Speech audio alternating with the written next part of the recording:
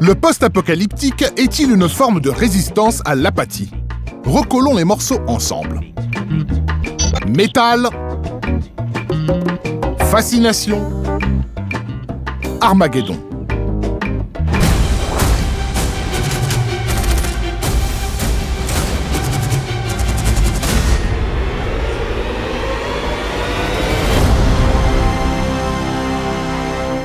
« 30 ans après nous avoir quittés au-delà du dôme du tonnerre, Mad Max nous revient dans un déluge de flammes, de sable et de couleurs surnaturelles.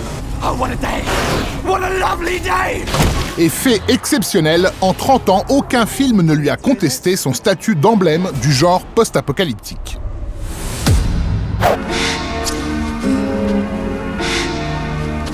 Et pourtant, le guerrier de la route n'a pas initié ce sous-genre de la SF qui s'est développé aux 4 coins du monde, et chez nous en particulier.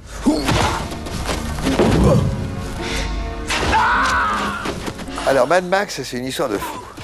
On avait créé Métal Hurlant depuis 1 an et demi, 2 ans. Or, un jour, arrive le fou de la semaine à Métal Hurlant.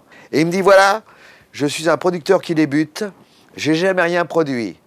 Et je travaille avec un généraliste, un médecin généraliste australien, ça sera son premier film. On va l'appeler Métal Hurlant et on reprend votre logo. Et j'ai raccompagné le fou de la semaine à la porte. Et ils ont fait Mad Max.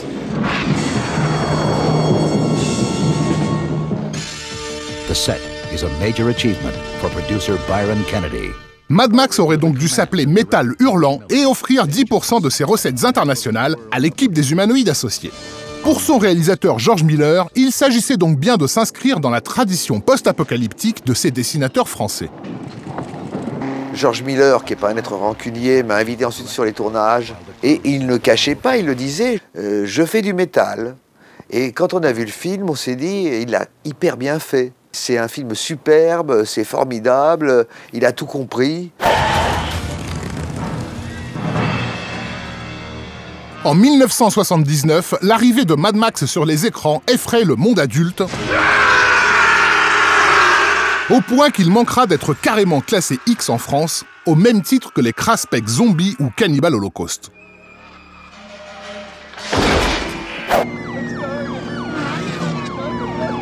Mais bien loin de faire un film d'horreur, qu'est-ce que les Australiens au chapeau de brousse avaient si bien compris? Et de quoi Max le Fou est-il devenu l'emblème?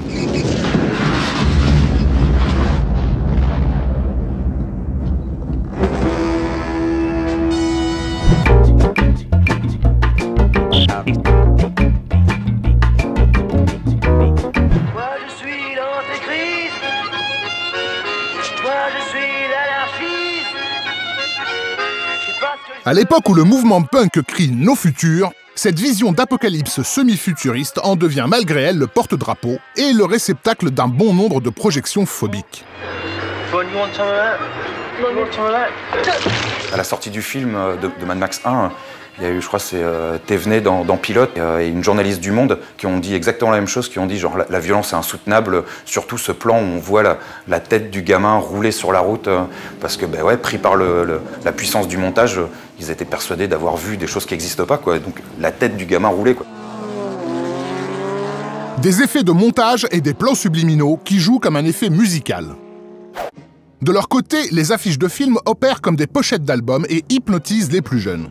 Oui, je découvre Mad Max, j'ai 5 ou 6 ans, je suis avec mes parents et on va dîner chez des amis. Dans le salon, il y a l'affiche française de Mad Max 1 qui est accrochée.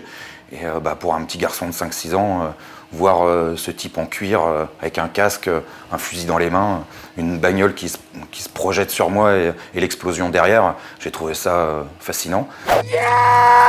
De fascinant à fascisant, il n'y a qu'un pas que n'hésiteront pas à franchir les dames patronesses. Les films post-apo se feront donc assez facilement graver une croix gammée sur le front.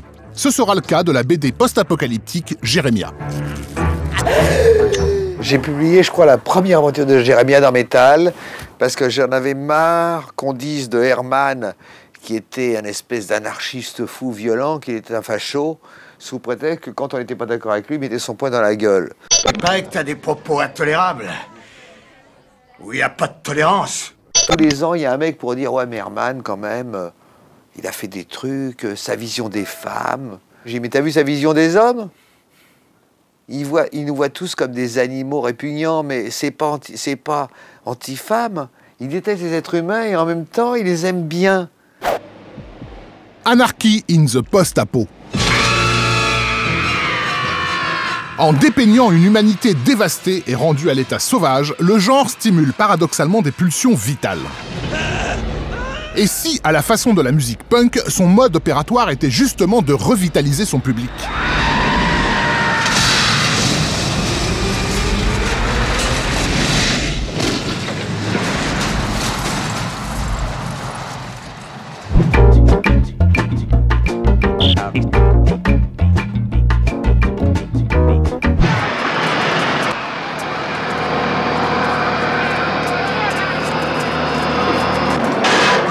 Héritier de la SF la plus pessimiste, celle qui annonçait la fin de l'humanité, le genre post-apo a emprunté ses attributs visuels à d'autres courants.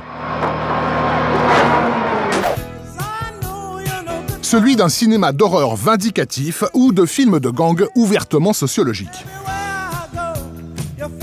Ça fait partie de ce cinéma qui, fin 70, début 80, qui me fascinait, quoi. Tout l'héritage qu'on voit après, fait suite à Orange Mécanique et Massacre à la tronçonneuse, quoi. Le post-apo existait, mais ça avait toujours été quelque chose de plutôt noir, de plutôt dépressif ou plus limité dans sa réussite artistique.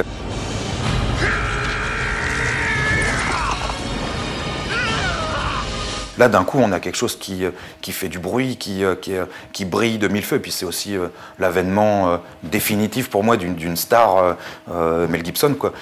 Well, being a sex symbol is not all it's cracked up to be.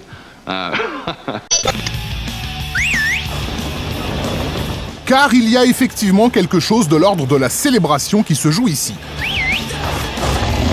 Au point de souvent hisser ces personnages de renégats au rang de véritables héros. Et cette lueur positivement ambivalente n'est pas un paradoxe. Ce qui est marrant, c'est que nous, en fait, on aimait bien cette idée de chanter le chaos, de chanter ce qu'a chanté Mel Gibson dans Mad Max. Qu'en fin de compte, ce monde était formidable.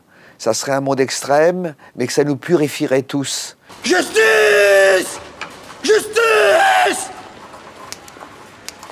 Que hélas, il allait falloir en passer par là pour que le vieux monde arrête de geindre. Justice! Justice! Libérez Angela Davis! Libérez Sacco et Vanzetti!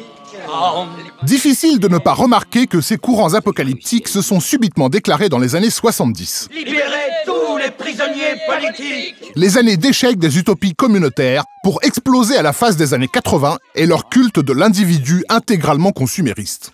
Nous arrivâmes à la conclusion que les choses finiraient par bouger un jour, mais que ce serait très, très, très long.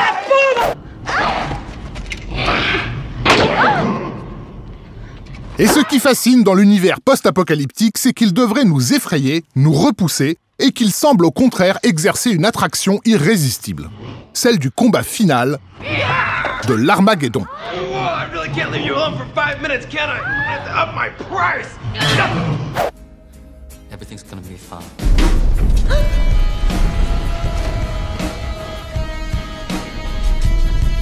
Car ce que dépeint le post-apo n'est pas la fin du monde, mais la fin d'une société obèse et apathique. Et ce qu'il met en scène dans cette débauche carnassière, c'est un élan vital. Une façon de se pincer très fort ou de se mettre une gifle pour se réveiller et se souvenir qu'on existe.